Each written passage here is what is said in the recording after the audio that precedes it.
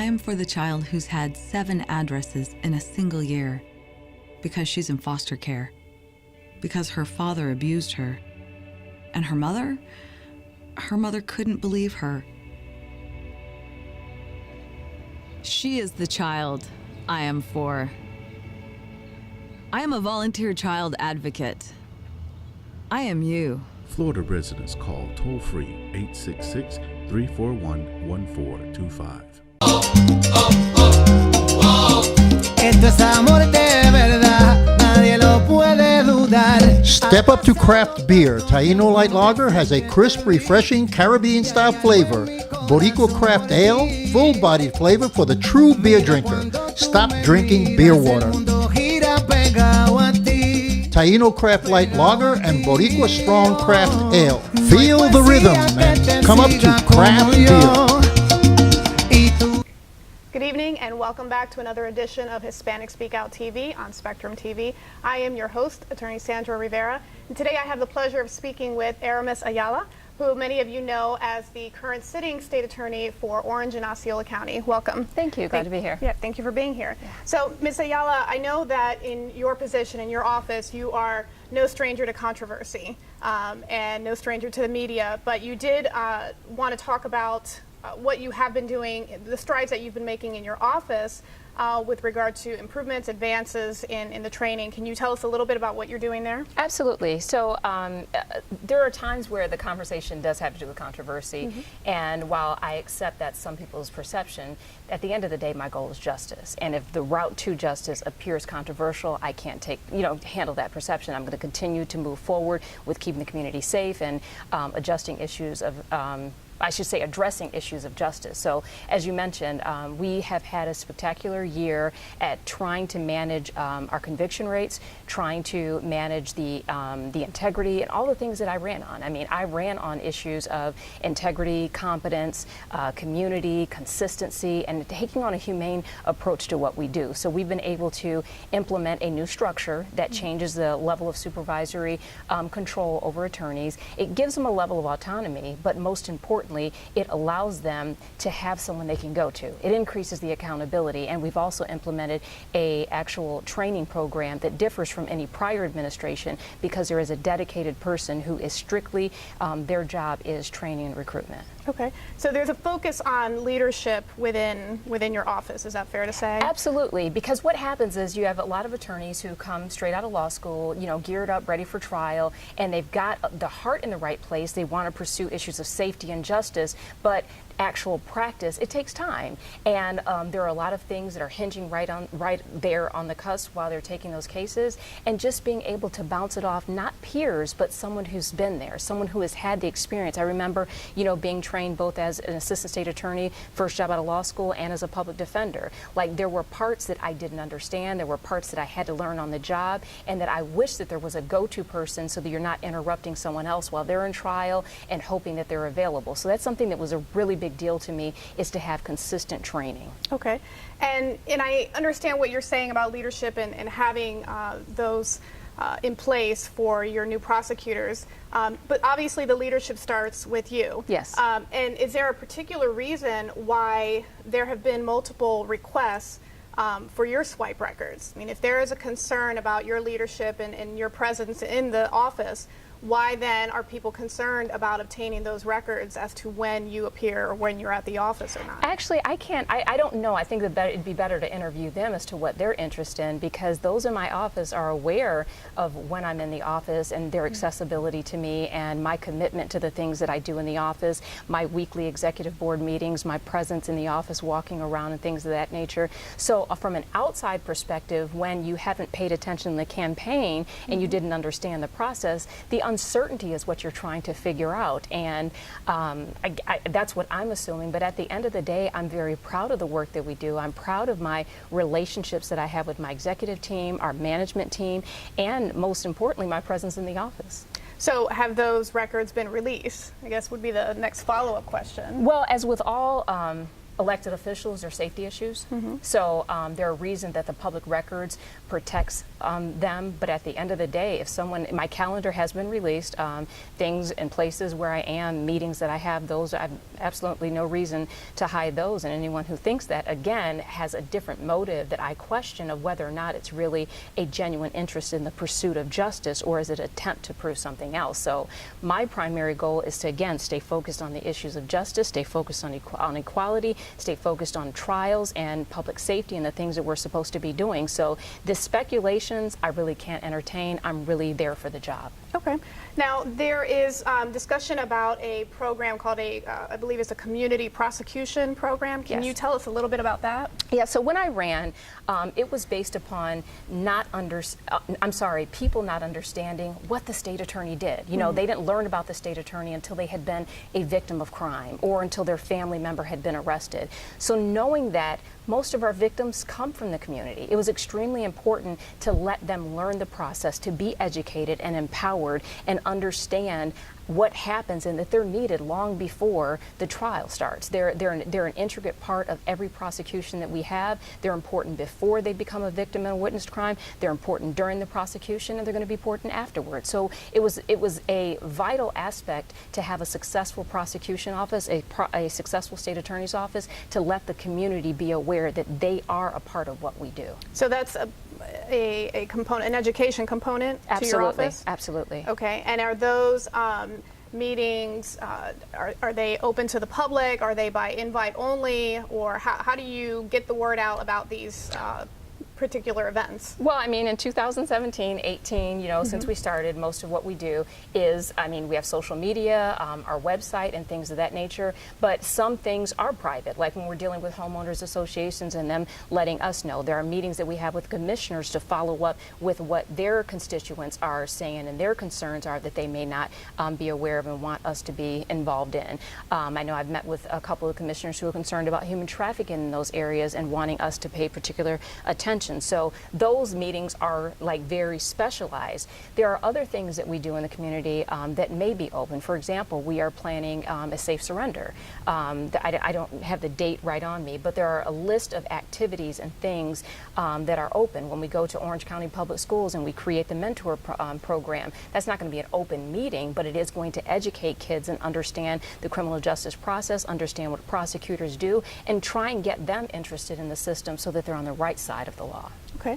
And as the top prosecutor in the state of Florida, obviously your main obligation is to the citizens of Orange and Osceola County.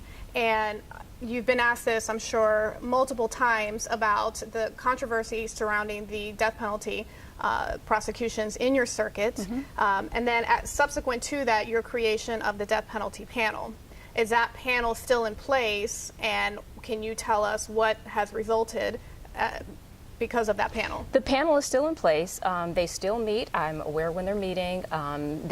Whenever an attorney has a case that they believe could be eligible for death penalty, they present it to the panel, and once there's a unanimous decision that this is a death case, they present that to me, and I allow them to go ahead and file that notice to seek death. Since the implementation of it, they have filed 6 notices of death. And those cases are continuing on. So it still exists, still in place, and my commitment to follow the law does not change whether or not I agree with it, question it, otherwise. I'm committed to following the law. So is the reason that you're not a sitting member of that panel related to your own personal beliefs regarding the death penalty? Well, I mean, it's twofold. I mean, at the end of the day, I think that there is a lot of pressure and attention that is placed on it because of me. And me removing myself from the process alone allows it to flow freely, that there isn't any question of my involvement. And again, it doesn't change the facts upon which I made my original decision. It doesn't change the money issues. It doesn't change the closure issues. It doesn't change any of the tax expenses. It doesn't change the fact that these cases linger on for decades. It doesn't change any of that. So following the law, that is happening in my office. I will continue to do that as long as my administration lasts. But doesn't the decision on the death penalty or whether to seek it in a particular case ultimately rest with you as the top prosecutor? Not necessarily. I mean, technically, Absolutely, because as the elected official, it is my office who employs assistant state attorneys. Every document that is filed with the court has my name attached to it, has me, and it's through the undersigned assistant state attorney. So it absolutely goes through me. Okay. And so are you not concerned with, by not sitting as a panel on, or excuse me, not sitting as a panelist on that particular death penalty panel, that it might be viewed as you being influenced by certain financial sources? I know everyone's aware, or the public is aware, that you had significant contributions from George Soros during your initial campaign. And many people believe that it's directly related to the fact that you sought not to, or you did not seek the death penalty on cases. Are you concerned with that perception from the public? Well, two things. As it relates to any financial backing, looking at my entire campaign from the time that I stepped in, any financial backing from large donors has not changed any of the goals that I had. I continue to talk justice and equality. I continue to talk humanity, and that was before someone agreed with it and decided to pour into my campaign. So the fact that someone may be speculating at this point is more representative of their lack of following the campaign before to see who I really was as a candidate, that I'm no different as the actual elected, number one. Number two, when it comes to perspective and am I concerned, I think that you have to be aware of perception, but you have to be guided by truth. So I am very clear on what I'm pursuing. I'm very clear on what the law is and what my goals are. And despite perceptions, I have to go what is right and what is truth. That is what I'm committed to. Because at one point, one person's perception may be here, another perceptions may be here. And when we're driven by perspective and perceptions, it basically clouds the truth. I'm going to be driven by the truth. And the truth is exactly what I spoke of when I made the announcement, and the truth is also that the law said that it needs to be considered. So any outside sources is pretty much misinformed, and I'm going to continue to conduct myself in a lawful, informed way. So if you say that you're guided by the truth, so, and that you held certain positions before you got any kind of contributions, but is it also true that your position on the death penalty was not disclosed to the constituents in your circuit? Well, if you remember, when I campaigned, there was no death penalty in the state of Florida. It had been declared unconstitutional for a period of 2 years. So for us to have a discussion on not agreeing or agreeing with something that didn't exist and wasn't the law would not have been a part of anyone's campaign. But if you look at what I did talk about in my campaign, my promises to consider evidence-based policies and those things, it is absolutely consistent with it, but that particular issue never came up because it was not lawful at the time. Okay. And are you in a position to tell us today whether you plan to seek re-election in 2020? At this time, I think the most important thing is for me to stay focused on what these goals are. We're not even a year and a half in, and I think to focus too far ahead takes away from the real goals of what we're doing right now, and I'm going to continue to stay committed to this term that I sought. I'm going to continue to look at the goals and what we're focusing, and I'll let you know when I make that decision. All right. And until that time, how do you intend to keep the morale up in your office? Continuing to stay focused, allow the attorneys to fight for justice, to be clear on what the policies are, and stay rooted with what the statute says, and continuing to be communicative, talking to the attorneys, understanding their wishes, having the exit interviews being something that is very important to what we're doing, and more importantly, like the staff who is our stable staff, our administrative personnel who are very stable, letting them know their value. So I think that morale is important, but the job is what's most important, and bringing in and recruiting people who are committed to the job and the policies. Then people keep their own morale up, and when individuals have their own morale, as a unit we have our morale together. All right. Thank you for joining us. Thank you. Thank you for joining us on another edition of Hispanic Speak Out. I'm your host, Attorney Sandra Rivera. You can watch us on channel 194, Spectrum TV. Thanks so much. Have a good night. I am for the child who's had 7 addresses in a single year because she's in foster care, because her father abused her, and her mother couldn't believe her. She is the child I am for. I am a volunteer child advocate. I am you. Florida residents call toll-free 866-341-1425. Esto es amor de verdad. Step up to craft beer. Taino Light Lager has a crisp, refreshing Caribbean-style flavor. Boricua Craft Ale, full-bodied flavor for the true beer drinker. Stop drinking beer water. Taino Craft Light Lager and Boricua Strong Craft Ale. Feel the rhythm and come up to craft beer. Hi, I'm Danny Ramos and welcome to this week's edition of Hispanic Speak Out TV. I hope you like my hat. I wear a hat every show so you can tell the difference between me and all the other guys on television. I am here with my co-host, who gets me in trouble sometimes, Sandra Rivera. It's all down out of love. Yeah, okay, I believe that. So we're in political season now. So we're getting a lot of reaction because we are the dominant political show addressing the Hispanic community issues. We are in English, in the English language, so that we cover the bilinguals, which is about 80 to 85% of Hispanics in Central Florida. And also, we want non-Hispanics to tune in and find out what Hispanics are thinking about in relationship to all topics, not only the elections. So, how are you doing? I'm good. Good. We have Lopez coming on the 22nd. We have Pete Clark coming. We just had Aramis Ayala on, which you interviewed. I did. We just did the interview with Darren Soto, who is now being challenged by Grayson. What do you think about that? You know, Grayson is coming back. I mean, he must have liked that seat in Congress. Completely? Yeah, well, he ran his wife against Darren, and she lost. But now he lost, and now he's coming back to try to take Darren Soto's seat. So that's going to be an interesting It's going to fight. be an interesting election. It's going to be a battle. Season. It's going to be a battle. So everybody's talking about gun control. Everybody's talking about immigration. When you see the Darren Soto, Congressman Darren Soto show, we were talking about immigration and what's going on at the border with the caravans, which is very controversial. There's two ways of looking at all these issues. Gun control is a big, big issue. And then there's a lot of controversy and a lot of nasty stuff going on between the Republican Party and the Democratic Party. Politics right now has gotten really, really, really gritty. Gotten?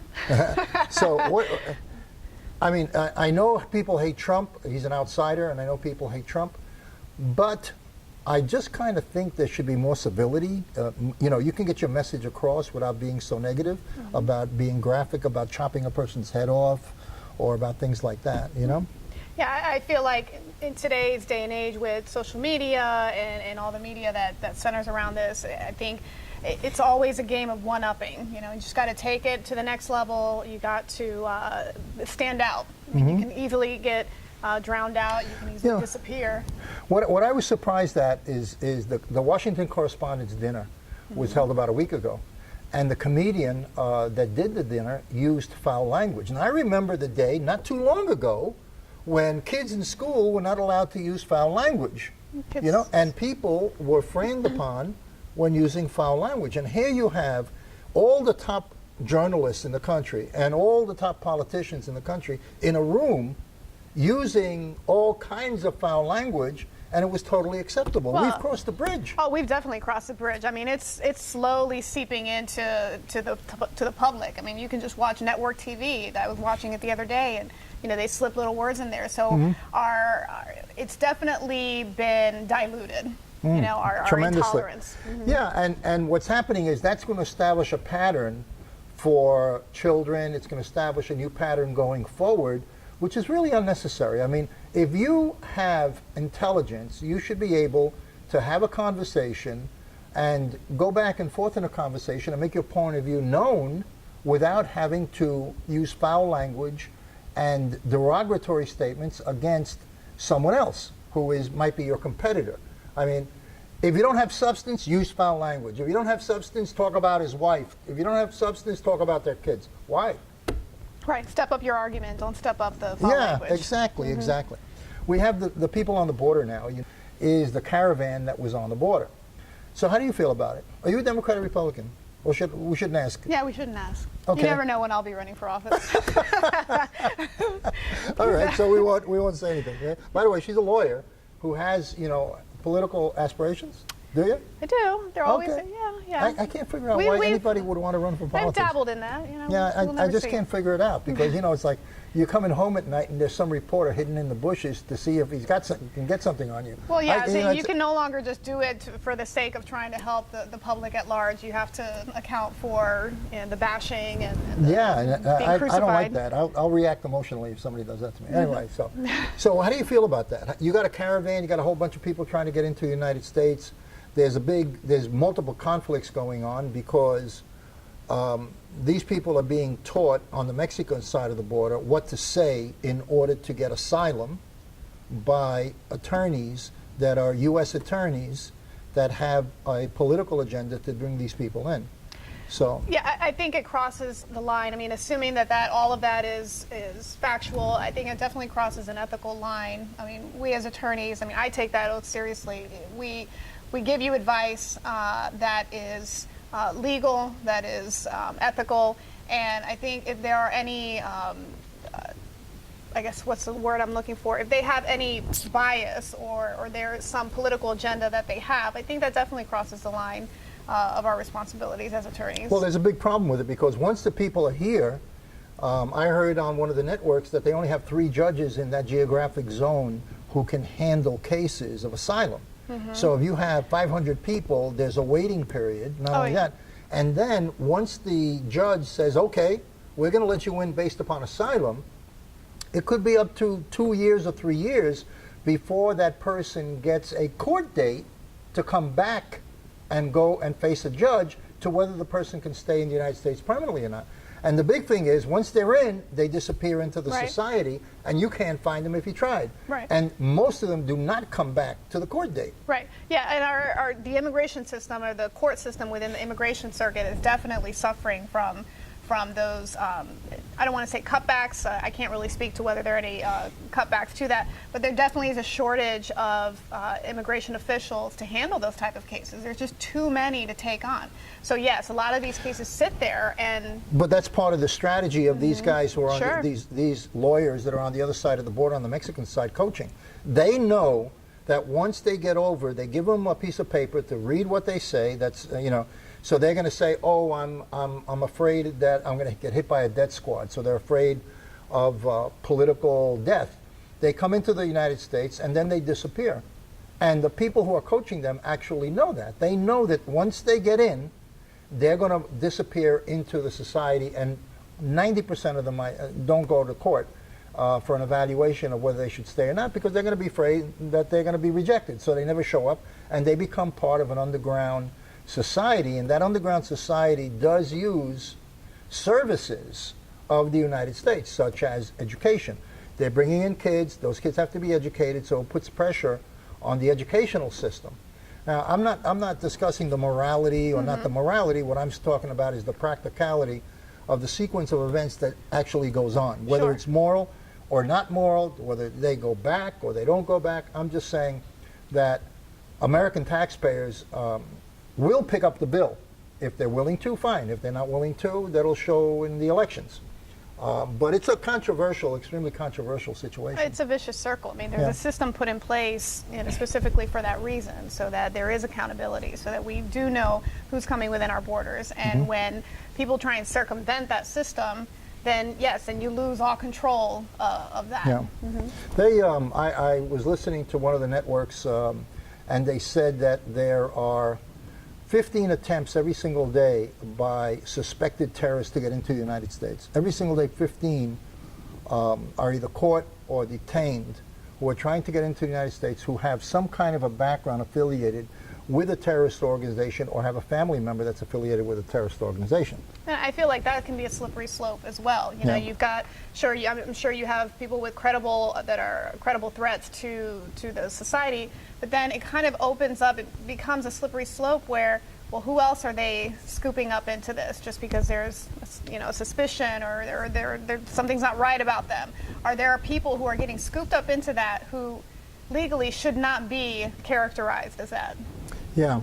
Let's jump the fence a little bit. Gun control is a big thing right now, and there are people who are promoting the idea of teachers having guns in the classroom, which I think is a little stretched.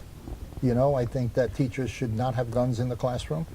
I think law enforcement, there should be an allocation of law enforcement with better training. But teachers having guns is just becomes, the teacher becomes a target if they, of a person, because the person can walk into the school, know that a teacher has a gun, sandbag the teacher and take the gun.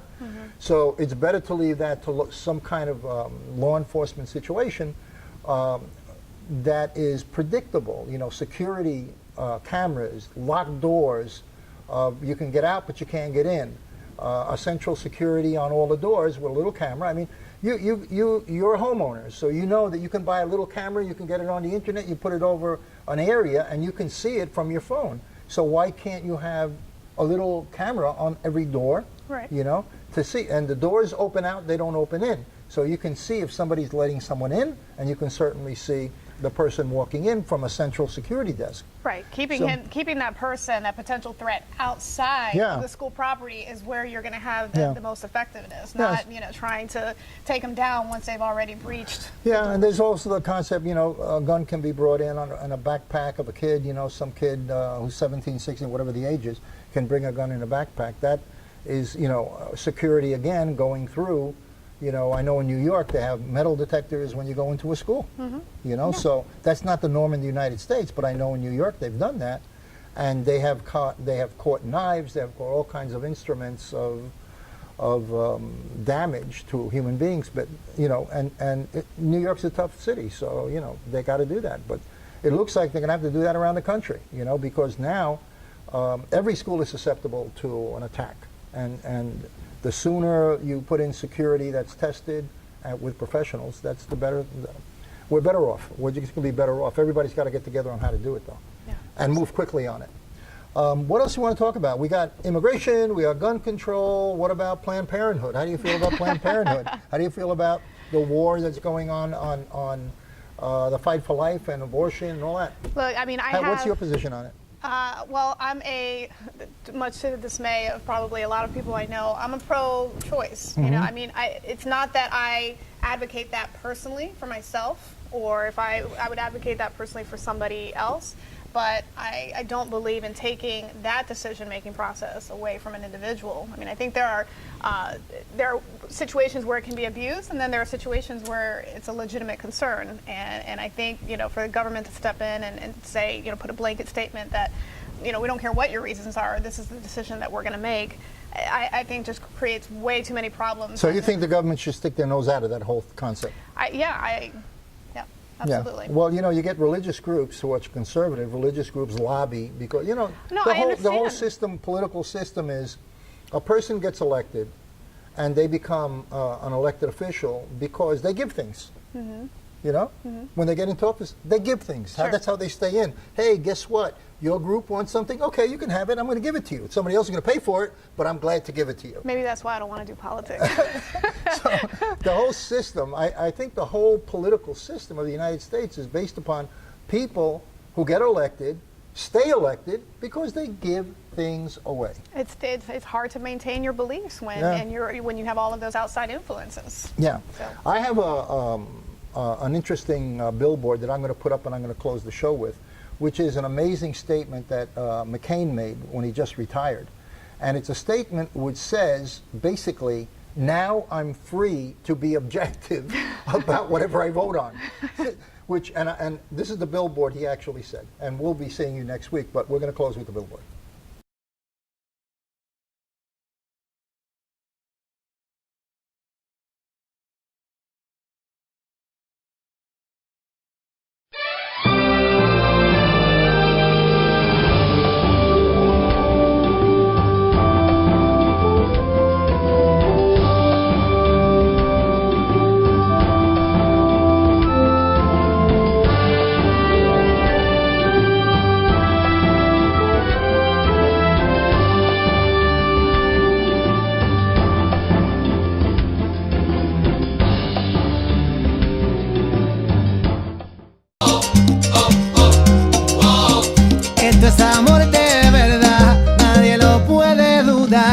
Step up to craft beer. Taino Light Lager has a crisp, refreshing Caribbean-style flavor. Boricua Craft Ale, full-bodied flavor for the true beer drinker. Stop drinking beer water. Taino Craft Light Lager and Boricua Strong Craft Ale. Feel the rhythm and come up to craft beer. And her mother couldn't believe her. She is the child I am for. I am a volunteer child advocate. I am you. Florida residents call toll-free 866-341-1425.